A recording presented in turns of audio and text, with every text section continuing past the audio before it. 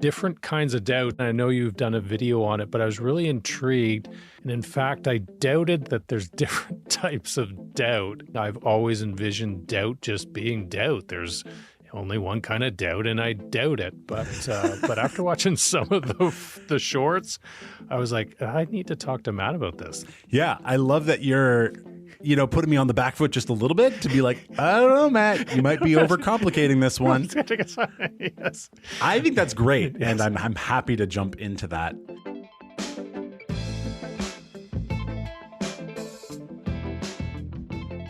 Hello and welcome to the podcast. If you are doubting or deconstructing your faith, you are in the right place. On this podcast, we try to be totally honest about doubt while still being hopeful about faith in Christ. In this episode, I'm honored to have been the guest on the Prepared to Answer podcast, chatting with my friend and colleague Shawn about 4 different types of doubt, what they are, how we can identify them, and how we work through them. But also, at the beginning of our conversation, we talk about a big change happening in this ministry. So stick around to find out what's going on, and please enjoy the conversation. We are excited to have a special guest with us today, Matt Belfay, a PTA Go partner. Matt, how are you? I'm good. Am I familiar enough to just be a guest now and not a special guest? I wonder if that's the case. Well, you know what? It's special because the only guest I've ever had is Scott. You hang out with Scott all the time. But that's special to me. Oh. I'm not wishing away my time with you, but where's Scott on the podcast? I know. I'm sorry. We should bring in Scott. And you know what? Maybe we will at some point. But unfortunately, it's just me today, Matt. But not unfortunately. Okay. If I'm a special guest, you're a special host. Okay. So. Good. Well, glad to have you. So you were on a previous podcast a couple of years ago, back when we were in the Blanket Fort, and we were introducing your ministry, Truth Snack, at the time. And so maybe for some of our listeners that haven't heard that, are not familiar with Truth Snack, Matt, can you kind of give us a little rundown? What is Truth Snack about? Well, I think this is what's interesting about Truth Snack is it's been about a few things. Okay. Or at least it kind of started by being about me thinking starting a YouTube channel would be really fun. Okay. And trying to work through what I could put out there that would be of benefit to people. Mm-hmm. And it kind of started with me just putting out thoughts that I was having about scripture, about God, about the church. And so Truth Snack just really made sense because most of my videos at that time were 2 to 3 minutes. Sure. I was like, I just want people to have a little truth snack. Yes. And as I expressed that in the early days to a friend, I was like, in fact, that's what I'm going to call it. I'm going to call it Truth Snack. That's perfect. Yes. So that's kind of how it started. But then in 2019, during the pandemic, which was a time for a lot of people to reflect on life and what they were doing, a lot of time to sit in your living room and think. Yep. And I had done some apologetic stuff on the channel, and I had spent a lot of time discussing my beliefs and why I believed them, even some time talking about doubt. And I just realized that I had a sense of really caring for that vulnerable group of people in the church, doubting Christians. Okay. I had a real sense of wanting to minister to them. And I had this bubbling thing inside of me that felt, and it took me a few years to kind of figure out the word, because the word wasn't defensive, but I felt really protective of them. Like, here's a group of people who need care and love.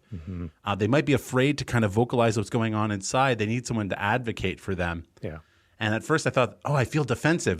But defensive kind of implies threat, Sure. and responding out of anger even. Yeah. But protective has this kind of like, I'm coming to your defense because I really care about you. Yeah. And I realized that's just a good way to describe it. The ministry over years then kind of really moved into being protective and advocating for doubters and really speaking directly to them about their questions and what doubting as a Christian looks like. How do we do that in a healthy way? So that's kind of how the ministry started and how it developed into a ministry that specifically ministers to doubters. Yeah, I love that protective aspect to it, because often I think in the church we see doubters as a threat, right? That doubt is a threat. And I love the way that you've termed that you were there to protect doubters, as we should. So no, that's amazing. But in time, kind of feeling like Truth Snack wasn't exactly the right name for the ministry, kind of feeling a push away from Truth Snack. Maybe you can talk about that. I haven't talked about this really publicly at all, but Truth Snack is changing its name to Doubters Welcome. Oh, okay. Which is an exciting name change. It's kind of like I've been, Truth Snack Matt, I guess, for 7 years of my life. Yeah. And so it is like, oh man, but that's the name and that's the thing and that's the branding. Yeah. But I just realized that Truth Snack has become so squarely focused on ministering to doubting Christians that I just thought it made sense in order to help them connect and find the ministry more easily, and also help churches find it more easily, the churches I'd love to partner with, that the name needed to be a little clearer. Yeah. When I would kind of meet people in coffee shops and they'd ask what I do, I'd say, I work with an organization called Truth Snack. And then they go, okay. And then I would explain what that meant. And they were like, cool. Yes. But if you tell people I work with an organization, a Christian organization called Doubters Welcome, they're like, okay, I get it. Yes, for sure. You don't have to do a whole lot more explaining after that. For sure. But also, like, just on the window of my office, I have in whiteboard marker, how do I best serve the doubter? That's just like kind of my reminder. It's literally in my eyesight most of the day. Yes. And it really is what drives what Truth Snack, but now Doubters Welcome does. And I just thought the name needed to reflect that heart a little bit more. Yeah. I'm really proud of the name. Yeah. Like Doubters Welcome. I think I just feel actually proud to have such a wonderful name. I think some people are like, oh, but Truth Snack just has so much pop to it. And I think that's true. Yeah. And maybe where Doubters Welcome lacks that edge of pop, I think it makes up for it in having a lot of heart. And that really matters, and it's something that matters to doubters. So, it's a transition, but I think it'll help this ministry serve doubters better, and that's what matters at the end of the day. And we're excited about the name change. I think it's a great name change. Again, going back to what you're talking about, protecting doubters, just the name is inviting, like welcoming doubters, right? That we're not against you and we're not, threatened or anything like that, that we welcome you, that we want to be there for you. So that's really exciting. So what does that mean then for our listeners that might want to be looking for your material? You have lots of great material online. Are they going to Truth Snack? Are they going to Doubters Welcome? What does it kind of look like for a rollout? That's a really good practical question. If you are already following Truth Snack on social media accounts, Instagram and YouTube and Facebook, those pages and accounts will just change their name. So if you're already following, you don't have to do anything different. Okay.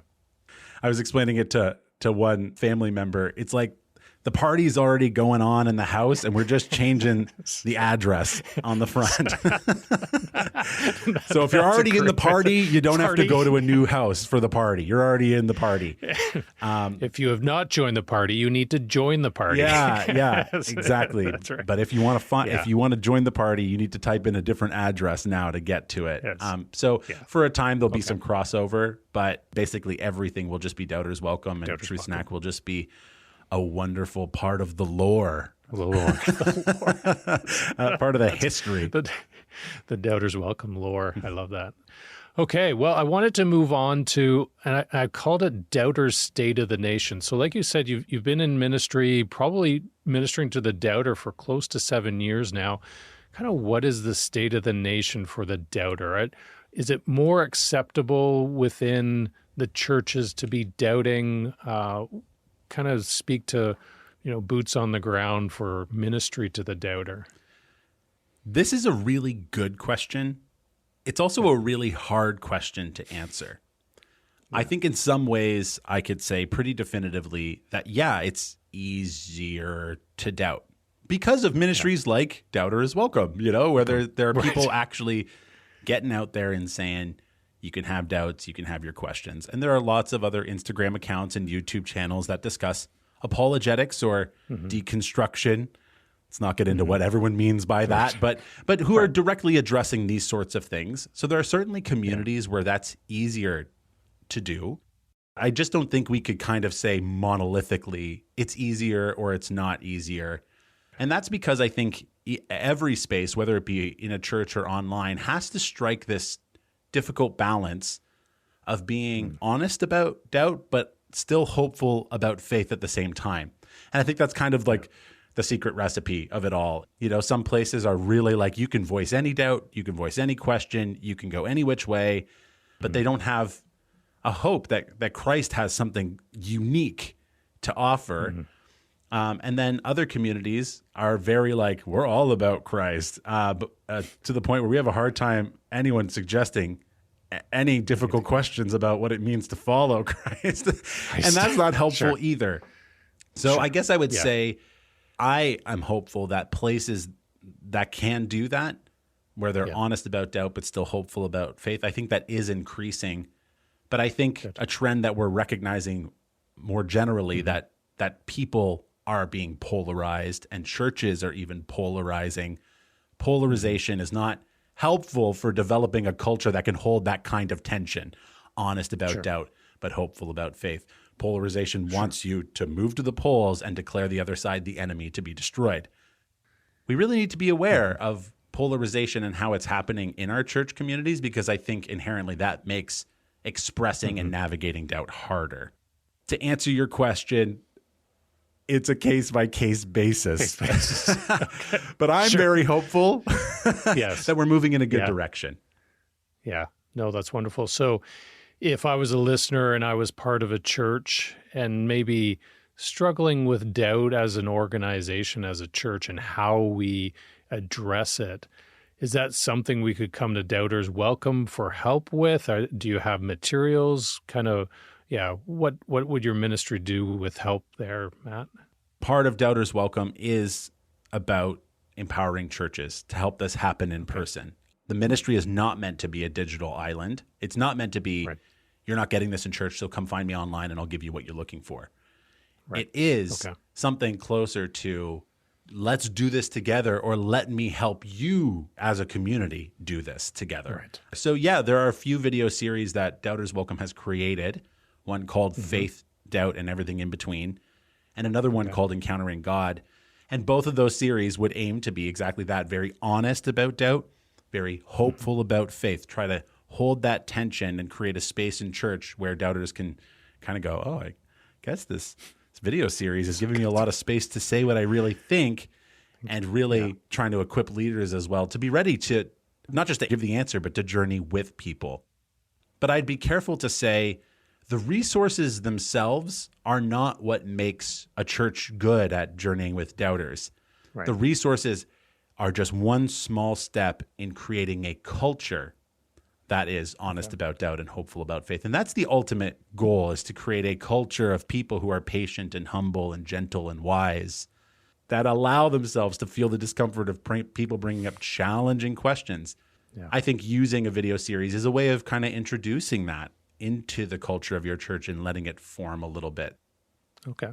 Wonderful. And they could find those resources at truthsnack.ca, YouTube? For a time until the web domain changes. So either at the time of listening to this, you could go to truthsnack.ca/resources or doubterswelcome.com/resources. And you can download those for free. And they come with a trailer for the video and small group questions and social media posts. I really did create it to just be everything I would have wanted as a pastor. So just kind of plug and play. Like I know what it's like to try to lead a ministry night, and it's really designed to be that. Okay. Wonderful. Well, I wanted to move on to our topic for today. And really, Matt, this came from some of your shorts, some excellent shorts on different kinds of doubts. And so I was intrigued by that. And I know you've done a video on it, but I was really intrigued. And in fact, I doubted the fact that there's different types of doubt. And so hoping that we can kind of walk through that, what that means. I find that fascinating. I've always envisioned doubt just being doubt. There's only one kind of doubt, and I doubt it. But after watching some of the shorts, I was like, I need to talk to Matt about this. This is pretty interesting. Yeah, I love that you're putting me on the back foot just a little bit to be like, I don't know, Matt, you might be overcomplicating this one. I think that's great, and I'm happy to jump into that. So I think in honor of Scott, whom we're missing desperately right now, yes, exactly. I think it's helpful to try to define doubt a little bit. We need the dictionary. So what is doubt I think you actually make a good point. Like doubt is doubt. Like there's like one, there's a definition of it. And so doubt is doubt. That's fair enough. Doubt, I mean, could just be like a lack of confidence in something. But when we look at kind of the words that are actually used in the New Testament, they carry with it the concept of discerning between two ways, and sometimes literally being of two minds. It's like, I feel like I'm torn. I'm two people. I see this, but I also see that. I want this one thing, but I also want that other thing. So there's this idea of deliberation between two options. So I think it's fair to be like, that at its core is doubt. And really when I'm saying different types of doubt, I'm saying that there are different causes for that tension, and there are different ways to resolve that tension between these two ways. Is Christianity worth following or not? Other people kind of say doubt ultimately is cognitive dissonance, which is a fancy term from sociology. It was actually coined by a sociologist named Leon Festinger, who infiltrated a cult, a doomsday cult, and they had predicted the end of the world. And he thought, once this date comes and goes, like for sure, this cult is just going to fall apart. The date comes and goes, and then of course people have cognitive dissonance because they're like, we've believed this, but now it didn't happen. So they have these two options, like, do I walk away from this? And what we do naturally is we want to make things coherent. We want to bring them together. And so we have to resolve the dissonance. One way to resolve that is to walk away. How this particular doomsday cult resolved it was to say that it was our faithfulness that actually delayed the end of the world, and it's actually coming on another day. So they resolved that tension in a different way. But the point is, that's kind of what doubt is. It's kind of looking and saying, something's not working here. I have to resolve this tension somehow. And there's probably a couple of options I can go in doing that. Okay. No, that's a fascinating way of doing it, because, I mean, I've experienced doubt. I think we've all experienced doubt, but that's probably an excellent explanation of what I've experienced, that, you know what, something isn't working here and I need to resolve it. It's almost sometimes can be a little panicky, right? That, something, I've read something or something's come up and I'm like, I got to figure out the answer to this. Like, this is really, really bothering me. So, right. Okay. And so I guess when it comes to doubts, the question is, what's not working? Right. And that's kind of where I come into this idea of different types of doubt. Okay. Yeah. So what would be the first type of doubt then? Well, these are in no particular order. And I should say up front that I've drawn some of these from the work of Dr. Gary Habermas, who is an expert on the resurrection of Jesus, but has also done some work looking into the phenomenon of Christian doubt. And so I'm drawing on some of his categories that I agree with, and I've added a fourth one. Sure. But we'll kind of go through them in the order that he typically does. Okay. The first is intellectual doubt, which is probably what most people think of when they think of doubt. They probably don't think of much else. The core question of intellectual doubt is it true? Is this true? Right. That can revolve obviously around a lot of different elements within Christianity. One that I've experienced in the past is just watching a documentary like Zeitgeist, which I think came out in like 2007, which is not a well-respected documentary by any means. But when I watched it, it claimed that Jesus was not a historical person, but was a retelling of ancient pagan myths.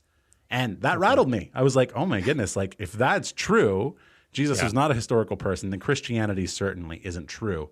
Sure. So that was some intellectual doubt that hit me pretty hard. And the way that I dealt with that was by researching great scholars like Dr. Habermas, Dr. Mike Licona, people like N.T. Wright, who are just like well-respected scholars who are saying, no. The question of whether Jesus of Nazareth was a historical person is pretty well-founded. So this documentary is out to lunch. Yeah. So that's kind of intellectual doubt. It's satisfied at the end of the day by the hard data. When people show you good evidence, you end up saying, oh, yeah. Excellent. And you know what I would probably say when you say doubt, that would be the one that would be like, well, that's what doubt is. And maybe that's because that's what I've experienced predominantly is, a challenge to our faith that often we look to apologetics for answers to, and we find through apologetics, but that's what I would envision doubt being, is intellectual. So it's fascinating that there's more than that. And I was hoping maybe after we kind of go through these, Matt, that maybe we could pick some characters from Scripture and maybe try to put them in there because, and our listeners might think, well, only doubting Thomas, that's the only doubter in Scripture. But I think there's probably a little more than that. So a little more? Maybe is a lot of more a phrase? Exactly. There's a lot of doubters, but yes, Thomas is certainly the most famous. So well done, Thomas. Yes, exactly. The leader, the captain of the doubters. Yeah, captain of the doubt team. Thomas. Nice. So intellectual doubt would be the first. What would be the second? Yeah, intellectual doubt with its core question being, is Christianity true? Then the second one would be emotional doubt, which has as a core question, just what if I'm wrong? And I think it's important that this is really driven by worry, like anxiety. I should also be clear, when people doubt, there's a hodgepodge potpourri of these things. It's rarely just like one or the other, but I think you can identify different things going on. So emotional doubt can also be paired with intellectual doubt, but I think it is distinct in certain instances, and this has happened to me, you're just scrolling online and you see the title of an article, or you just see like the thumbnail of a YouTube video, and you can just tell from that alone that it's going to oppose what you believe about Christianity. Mm-hmm. Sometimes for people, that is enough. You haven't watched the video, you haven't read the article, that's enough to spark all kinds of worry and doubt. That would be emotional doubt, right? It's not like they presented an argument that tears down something. You just have the sense of worry. Oh, other people are saying I'm wrong. What if I am wrong? So that's not intellectual. It's just based on kind of an emotional response to something that you're seeing. Okay. In a sense, the intellectual evidence can only take us so far. At the end of the day, there's always going to be a gap between the academic intellectual evidence and absolute certainty. And so we have to take a step of trust, that trusting Jesus was sincere and honest when he claimed to be the Messiah. Okay. So there is a level at which our faith is not merely based on data and evidence, but we're choosing to trust Christ. Right. And I think this is kind of where emotional doubt can sit, because all the intellectual evidence can be there, but we can still be overcome with anxiety. Sure. And I think what I would just want to point out is that overcoming intellectual doubt can be done when we grow intellectually. Yeah. And I think a way that we can work through emotional doubt is by actually growing emotionally, like growing in our ability to lean into trusting Jesus. Okay. We can relook at the evidence again and say, no, it's there, or I've had these religious experiences, or I sense God's love and presence. Yes. But at some point you have to say, okay, unless I hear an argument that actually challenges something I believe, I'm not just going to let my anxiety spiral. I'm going to choose to trust Christ until I have a reason not to. When I wrestle with doubts, which I do, I'd say every couple of months, I'll just have a day where I'm feeling off. I say for the most part, it's emotional doubt. I haven't seen or heard something that really challenges what I've previously believed. Just having a day where the voices that are saying I'm wrong are starting to get to me. I might revisit evidence, but for the most part, I need to have a really honest conversation about Jesus, about how hard it is actually to trust him right now, and that he'd help me grow in my ability to do that. Yeah. Okay. I love the analogy that, that at some point intellectual, certainty ends and you have to go with faith. What are your thoughts? And if I think of this doubt, which I've experienced, has maybe been at times where I've not been in the Word as much, or maybe not in a community of fellow Christians, that I've kind of been away, and it seems to surface after those periods. Does that make sense?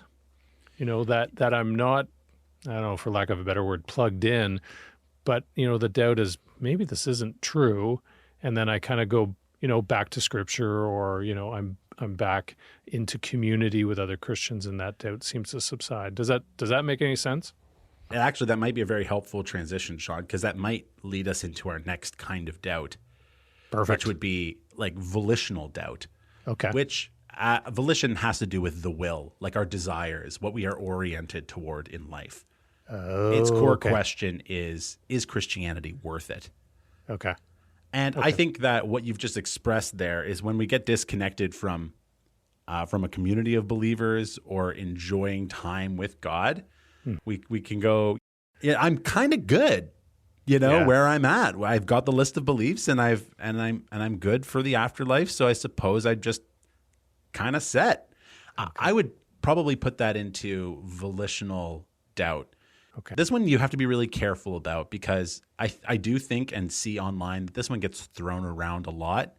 Like when people are doubting, people just say, you're just doubting because you want to sin and you don't care about God. So I think this is a reality. We all struggle to orient our hearts toward God all the time. So let's put that on the table. We all wrestle with this, but it's kind of used sometimes as the sledgehammer to just say, doubters are really just bad people, and if they were just good people, they wouldn't doubt.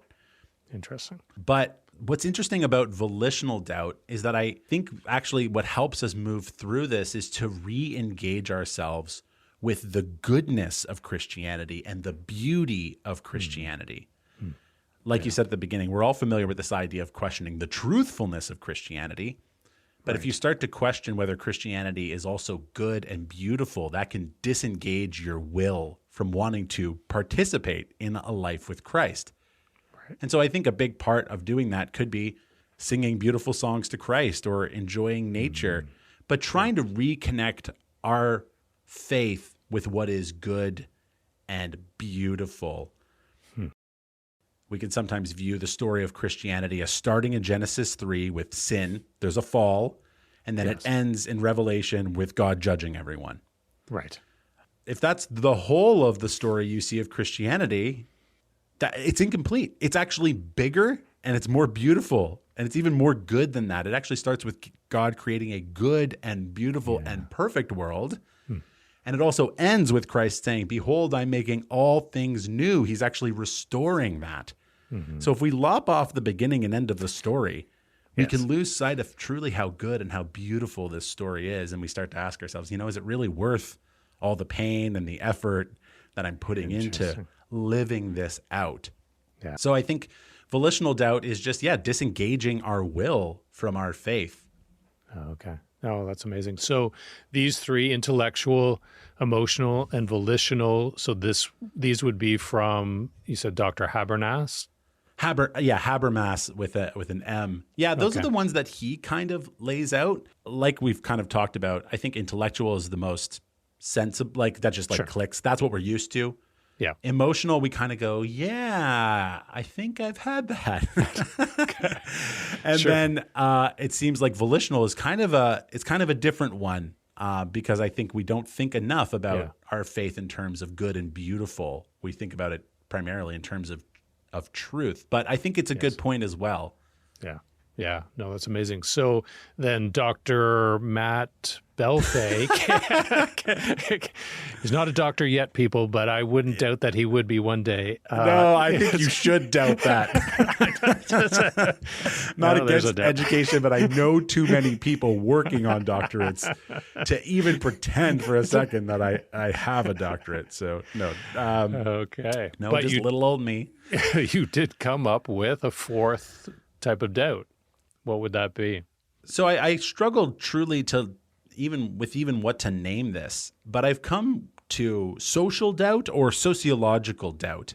I think I would lean towards sociological doubt, with a core question being, what does it mean to be a Christian? Okay. There's a deep end to this conversation, so I'll do my best to go toward this without us drowning. Sure. I think this is the phenomenon that is most closely linked to the deconstruction movement. Okay. If you follow deconstruction accounts, sometimes they are criticizing churches and Christian institutions, and sometimes they're not wrong.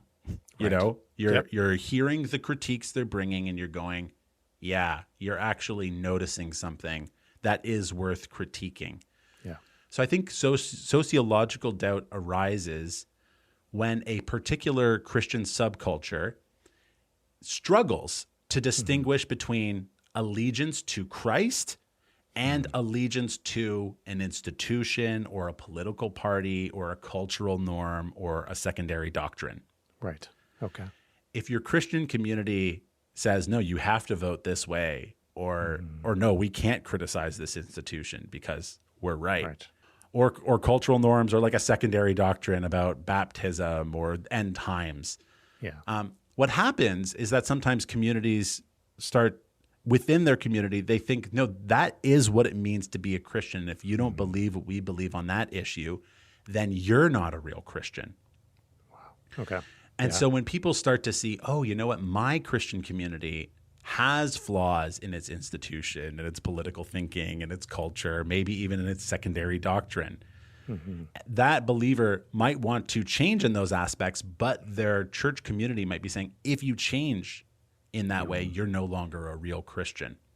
Interesting. So now they've been offered the false dichotomy of choose between our particular Christian subculture and disbelief, when in fact there are other options, which is that there's a wide range of political positions in Christian institutions and cultural expressions of Christianity. Yeah. Any questions about that, Scott? Because sorry, I called you Scott. Any questions Scott, about that? Scott, just my subconscious wishing Scott was here again. I won't take offense at that. No. I wanted both of you. I don't know. I'm not trying to say you're not enough, Shawn. No, that's quite okay. No, you know what? That's a fascinating one, and yeah, probably for today, at least in the West. Christianity-wise, I think that's a very valid doubt, because yes, if you're forced to choose between the institution or your community and disbelief, you might, start exactly doubting everything about Christianity then, right? When things don't match up. Yeah. And there's a reason why the historic creeds of the church, all things considered, are pretty simple. They don't get into everything. No. And that's because they're trying to really nail down the basics, the core of our beliefs and our worldview. Hopefully we're all doing our best to try to sort this out, but we're going to come to different positions. Yeah. And it's going to be uncomfortable. But what we should not do is look at other denominations or other churches and say, well, we're really the real Christians and everyone else is a subpar Christian. Yeah. I think that's, frankly, a bit of an arrogant position. Yes. And I think it's setting people up for a pretty horrible doubt crisis when they look at your Christian community, which has flaws, and start to notice it. I think that's kind of leading to some people wrestling with their faith because they're being told that they have to choose. Yeah. Yeah. Amazing. Okay. I thought the next thing we could do, Matt, is we could move into kind of a game show. I will, I'll throw a Bible character at you, and you let me know what doubt you think they exhibited. And then maybe after we've done a couple of those, like to kind of journey into if we're experiencing those types of doubts, any suggestions on what we should do and where should we go. So I'm going to start off with the captain of the doubting team, the Apostle Thomas. Of the four, what would doubting Thomas, what would he have exhibited? Of course, it's always hard to know psychologically what's going on. We're trying to understand what's going on in their heart based on the text. But I do think there are some really good clues.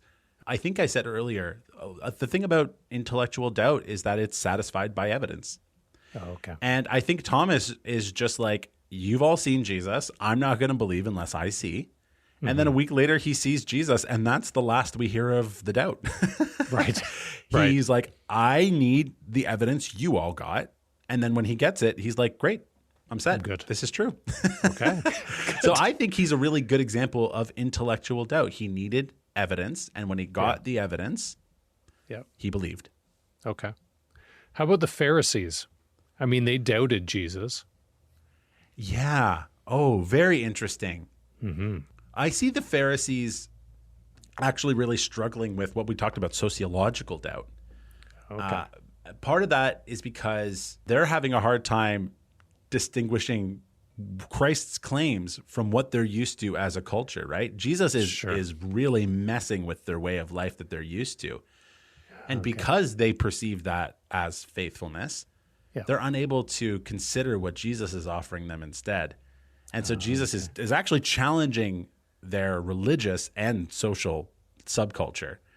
And they're unable to actually really engage with what Jesus is saying, because they're creating for themselves that false dichotomy. Yeah. The Messiah must be exactly what we are in our subculture. And so they're unable to say, oh, we could actually be wrong and move a little bit. Is that clear? I don't feel like I said that as clearly as I could have. No, totally. Yeah, that makes complete sense.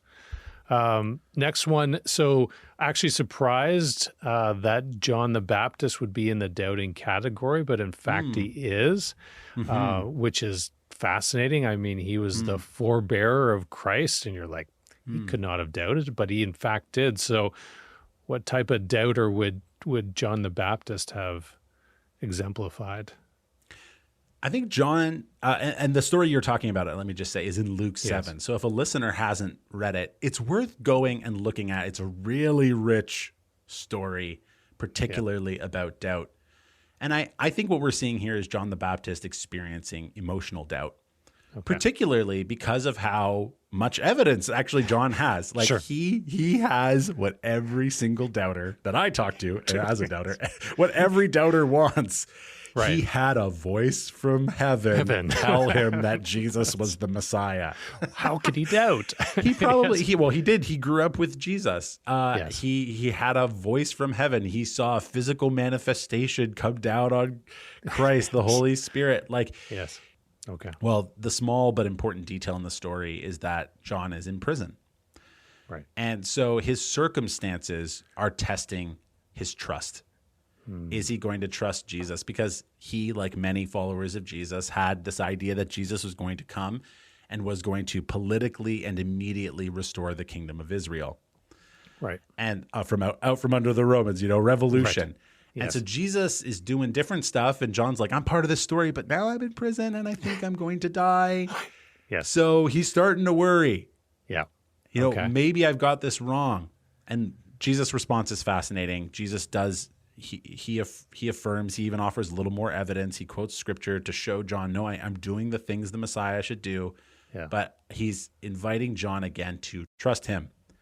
Trust me in the gap of knowledge you have here that I am actually doing what the Messiah is meant to do. So I think John has good evidence, but I think he's experiencing that what if I'm wrong moment because his life is on the line. Pretty reasonable. Yeah, for sure. So would we see with an emotional doubt that sometimes this surfaces when our circumstances change? Oh, like circumstances, absolutely. Yeah. Okay. Influence emotional doubt. I mean, it can also really influence volitional doubt. Like if we experience evil and suffering, that can develop, that can cause us to question the goodness and beauty of Christianity as well. So circumstances certainly play a role in doubt. Yeah. Okay. How about the rich young ruler? The story from the Gospels of the rich young ruler. Yeah, and I think this is a good one because people probably don't really think of the rich young ruler as a doubter. Mm-hmm. But I'd say he's, at least as I've looked at the scriptures, I think he's probably one of the best examples of volitional doubt. Okay. He comes to Jesus. He clearly respects Jesus. He's asking him questions about how he can inherit eternal life. Yeah. Jesus gives him a good answer. And Jesus offers, he says to the rich young ruler those same words that he said to the other disciples. He says, come follow me. So he invites him to come be a disciple. Right. He can't do it because he's struggling to desire that relationship with Jesus more than his riches and his wealth. So to him, this core question is, what am I oriented toward more? And he's really wrestling with that. And he chooses ultimately his position and his power. And it says he goes away sad because he's kind of torn. He's torn between these two options. Right. Okay, wonderful. So I was hoping that we can move as we kind of wrap things up in terms of what can we do if we're experiencing some of these doubts. So if I'm experiencing intellectual doubt, or maybe I'm talking to someone and it's quite obvious to me that they are experiencing, say, intellectual doubt, what are some suggestions where we could kind of start with trying to resolve that? Yeah, I would say off the bat, and this is whether we're like trying to help someone or whether we're experiencing doubt ourselves, it's really tricky to know what's going on. Because regardless of whatever type of doubt we're experiencing, it can get paired with anxiety and fear because we're making some pretty big worldview decisions. Yeah. There's the possibility of being rejected by family or community. there's a lot going on internally and emotionally. So it just might take some real time to sort out what kind of doubt you're experiencing. One thing Dr. Habermas often says is that emotional doubt, for example, can masquerade as intellectual doubt. As in, we might be asking all the same questions as other people, but we might have different motivations. It's really important to understand that we are complicated people with a lot going on internally, and it actually takes time to sort out what's actually going on in our hearts. And while I'm on this podcast, I want to just make sure I plug that we're thinking like Jesus. Yes. Because this is what Jesus does brilliantly with people all throughout the Gospels, is that he doesn't just hear a question and then immediately fire back his prepared answer for that particular question. He always addresses the person, and he always takes time to understand who they are and why they're asking. So if you want to be like Jesus in navigating doubt, you have to slow down and understand what's going on in your heart that is motivating this question, because the answer you find will not be satisfying unless you do that. Right. Okay. That's hard because anxiety is your body's alarm. Yes. It's going, something's wrong. There's a threat here, and it's going off. Yes. Now, we don't ignore alarms. You shouldn't do that in life. If you're the smoke detector, if you're the smoke detector going off, you don't ignore it. What you do is you investigate. Right. Sometimes your house is on fire. Sometimes someone burnt the popcorn again. Right. So you have to assess what's really going on here.